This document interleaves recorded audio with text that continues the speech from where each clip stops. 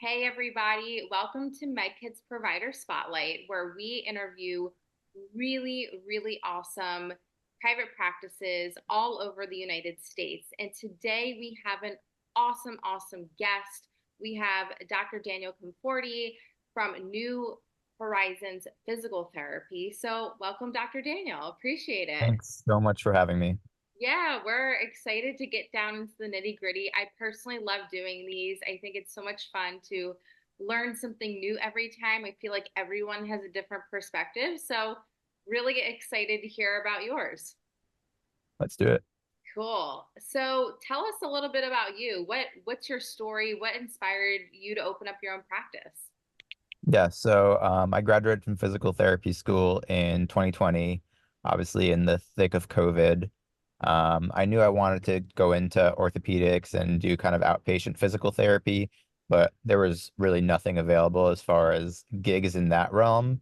So I took what I could get and I worked kind of a nursing home job for a couple of months until I found an outpatient opportunity. So picked that up at a hospital, and I was there for 2.5 years total. So in May 2022, I actually applied for a management position with the company. And literally that same evening, like a light bulb went off in my head, and I kind of knew that I was pursuing a ladder that I didn't want to climb. So I applied for business coaching that same evening, no exaggeration. And yeah, so I started in May 2022. It was kind of like a side hustle, working evenings, working weekends, just around my 40-hour regular job.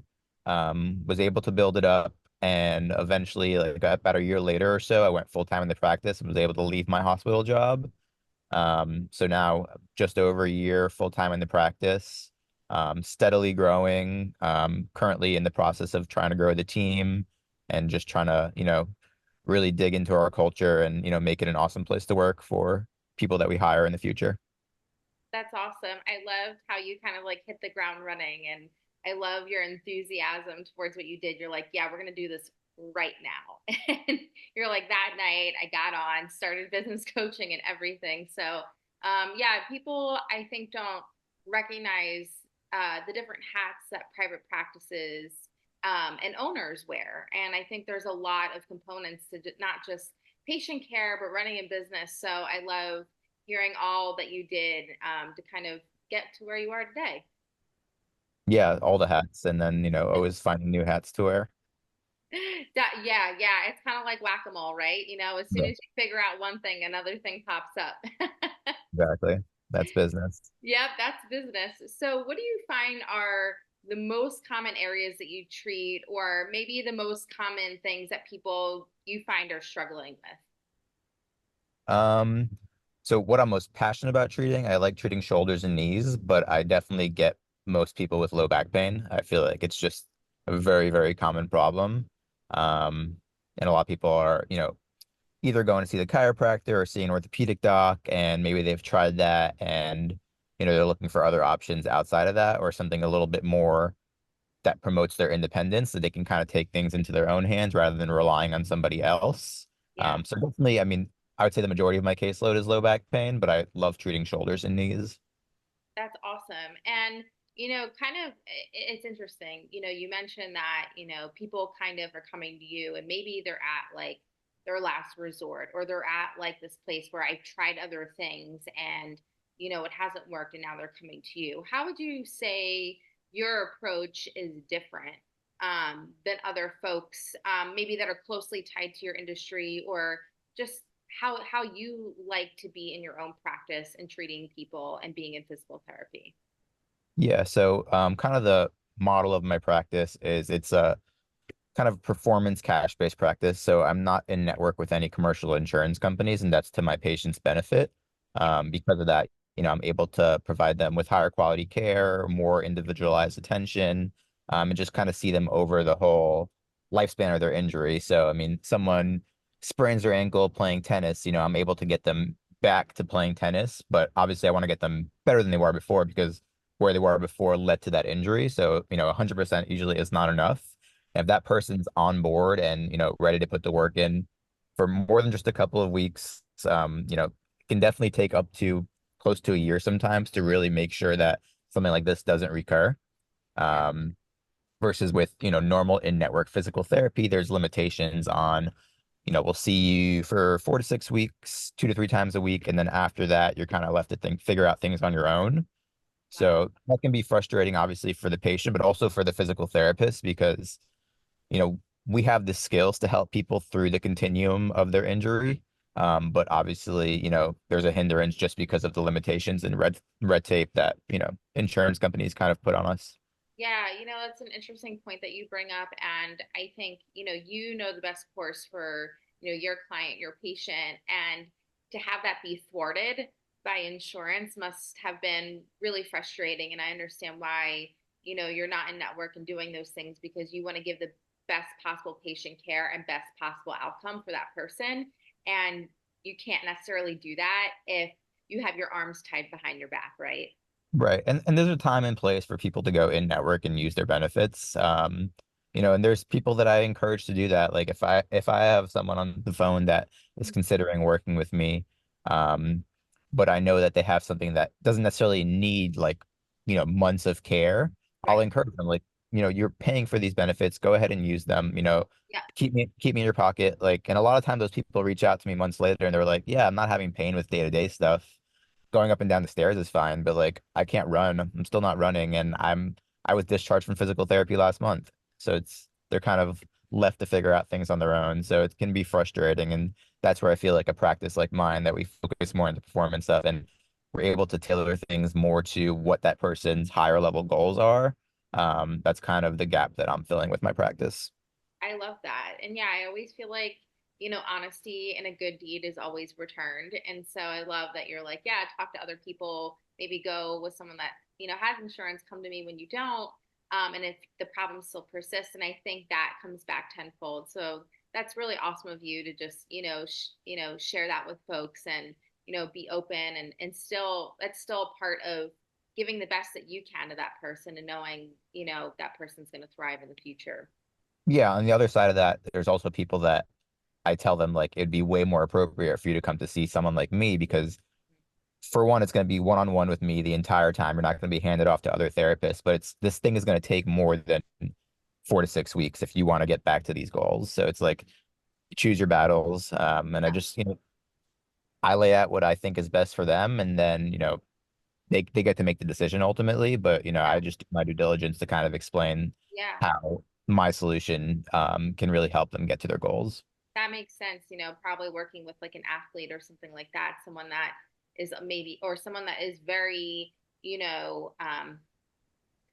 very involved, a lot of activities, very athletic and just wants to get better faster. And they don't want to have limitations and they want to kind of go, go, go. And I think that's a really great option for people like that. It's a really awesome point. Absolutely. And you're saying get better faster.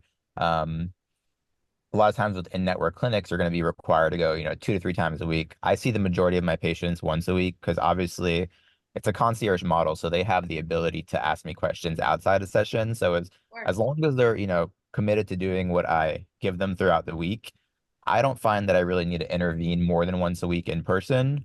Because I have that open line of communication, and a lot of the work is being done outside of the sessions, regardless. yeah. Um, so I mean, time is money for people. So if people can spend less time driving to a clinic, spending an hour and then driving back, that's of a lot of value to people. Yeah, you do hear that a lot. Maybe someone that has gone through a surgery or something else. And yes, they might need more sessions than Yeah, someone else, right? But it is kind of nice to hear, with maybe some other, depending on your treatment plan. Yeah, maybe once a week sounds a lot better than 2 or 3 times a week, and that, you have more homework to do on, your end of things. But as long as you stick with it, you're going to see a lot of progress. And I think from the accessibility and how busy people's lives are, I think that's really, really cool and a really awesome thing to note. yeah. Sure. Awesome. So, kind of a different kind of question, but what do you think are some of the common misconceptions about physical therapy? Is there things that you get asked a lot or kind of like, oh, Dr. Google said this, and, things like that? Yeah, I would say a lot of people don't know what the true skill set of a physical therapist is. A lot of people think we're just glorified personal trainers and we're just doing, a series of 7 exercises on a massage table and that's it.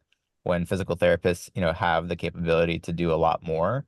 Yeah. Obviously, that's based on the experience and what the physical therapist is comfortable doing and also the system they're in. So like when I was working at a clinic seeing 3 people an hour, I wouldn't be able to provide hands-on therapy to every single one during that hour, even if all three needed it and I knew would benefit from it. It would be, luck of the draw as to which one got it because it just, I only have 2 hands. But I think a lot of people think that we're glorified personal trainers when actually, we have, other than exercise prescription, we're able to do manual therapy, we're able to do deep tissue work, fascial work, dry needling. We're able to, what else? I mean, manipulations. Like a lot of people think that chiropractors are the only ones that can quote unquote crack joints and crack bones. When, physical therapists were able to do it as well. They call it adjustments. We call it manipulations. Another thing is like people are surprised when they hear that we have our doctorate degrees. Hmm. Um, so that's a common misconception, that physical therapists are, not necessarily trained to be primary care providers when we actually are, and people can come see us first for a musculoskeletal issue rather than having to, jump through the rings and hoops of, going to see their primary, getting a referral for ortho, getting a referral for an MRI, having a discussion about possible injections when, that can be weeks at a time and they're just kind of sitting there in pain when, you know, we technically have more musculoskeletal training than a doctor coming right out of med school. Obviously, there are some specialties that get a lot of musculoskeletal training in residency, but as far as like the actual like curriculum of PT school versus like MD program, we get more musculoskeletal training. That's interesting. Yeah, that's a really good point. I think a lot of people and how busy and overwhelmed our healthcare systems have been, care is very hard to get back, to get into and to hear back from your doctor and other things. So yeah, wouldn't it be nice if someone could hear that, think about that for the future and just reach out to you instead of waiting, like you said, weeks on end, which is a lot of people's experiences these days. It's really, really hard. And Yeah. that people are just not getting the attention that I think everyone would really like, and being seen quicker. So that's a great point that you bring up. I think that's a really good misconception. I think a lot of people haven't thought about that. Yeah, for sure. Awesome. Our last question today, and I always like to kind of end with this one. I feel like we've learned so much from you in this session, and a lot of eyes have been opened. But I always like to ask, is there something that you think that anyone, any person today that is watching this can, do something at home, or maybe common tips or tricks or homework that you give to clients that, you know, propel them forward in a really positive way? What do you think some of those things might be that anyone can do that would, move their health forward in a positive direction? I'd say for people that, work more sedentary jobs, behind a desk, they're staring at a computer screen all day. Because I know one of the things I ask people on the evaluation process is like, how often are you getting up? And, you know, usually if it's someone I just met, they're not going to tell me they're never getting up. They're working 8 hours straight and not getting up. Like, usually they want to kind of maybe impress me and tell me, yeah, I take breaks. And then when I ask them, like, well, how often are you taking breaks? And like kind of digging a little deeper into that question, I found out maybe they're like getting up every 3 hours. And I was like, you can, set a timer on your phone and maybe every 30 to 40 minutes, get up, move around a little bit. You don't need to like go to the bathroom or go for a walk or anything. Yeah, Just get up and move for a couple of seconds, and then you can sit back down and get to work. That's going to actually increase your productivity, rather than just like sitting behind a desk relentlessly and not moving at all. yeah, Like your body and your mind are going to thank you for, taking that little movement break. So yeah, just move more. It doesn't need to be like vigorous exercise, but just move more throughout your day if you have something in your life that is forcing you to sit for long periods of time. yeah. It's a really good point. I think working in the United States, we're pretty bad at this.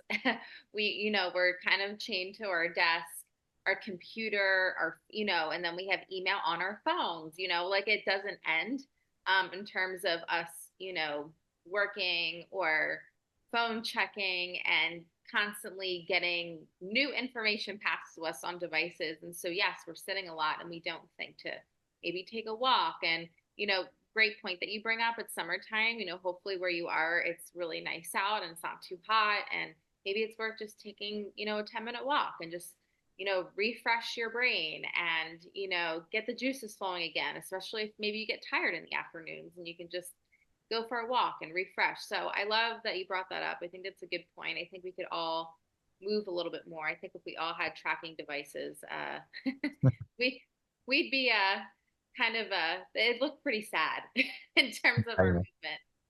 The other thing is like sometimes I ask people like, what does your week look like with regards to physical activity and exercise? And they say like, for the opposite end of the spectrum, like people that work more physical jobs, and they're telling me, yeah, I don't exercise, but my job is very, laborious, and I do a lot of manual work. But like that's not necessarily like that's different than strength training. It's two different things. Like even if you're breaking a sweat and getting your heart rate up, it's just it falls into two different buckets. And I think that there's a misconception that people think that if they have a very rigorous job, then they don't necessarily have to exercise. Yeah. When I dare to argue the opposite. It's like you have to be capable for your job, otherwise you're going to be moving about your job just incorrectly possibly, and just those things compound over time, and that's kind of increased risk factors for injury. Yeah, that's a really good point. I don't think that gets talked about enough either, being on the opposite end of things where you do have a laborious job and it's a lot of manual, work. Really great point you bring up. So, people out there, in either situation, definitely think about it. Yeah. Awesome. Well, we so appreciate having you on today. Before we leave off, please tell the folks that are listening, how can they get in touch with you at New Horizons? Yeah, our website is newhorizonsrehabilitation.com. We're on pretty much every social media platform, probably the most active on Facebook. But yeah, feel free to reach out to me, direct message, any questions. Happy to help and help point you in the right direction, no matter where you are. That's awesome. Well, we enjoyed chatting with you and thanks for all the knowledge. Thank you.